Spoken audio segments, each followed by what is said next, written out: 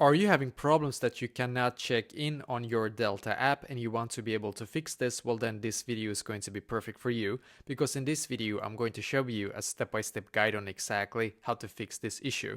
So basically what I did myself was that I firstly just closed my Fly Delta app, and instead I went into the settings app on my phone.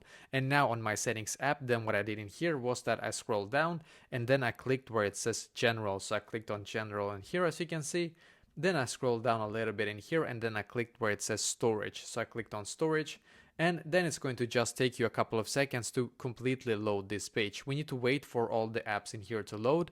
And now when it's done, just scroll up in here and click on the search, like way up here. As you can see, it says search for Fly Delta, as you can see. So click on the Fly Delta app. And then firstly, what you're going to do in here is to click on upload app. And then once again, click on upload app in here.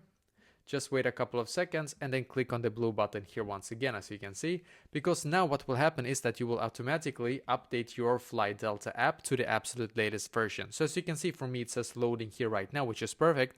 So just wait for the app to completely update to the latest version, then go back once again into the app and try once again. For some reason this actually fixed it for me, so I guess that when they do release like a new update and we haven't gotten it yet, maybe that can be one of the reasons why there's like a bug and we cannot check in on the app, because we don't have the newest version. So try this, go back into the app, and hopefully now it's working for you as well.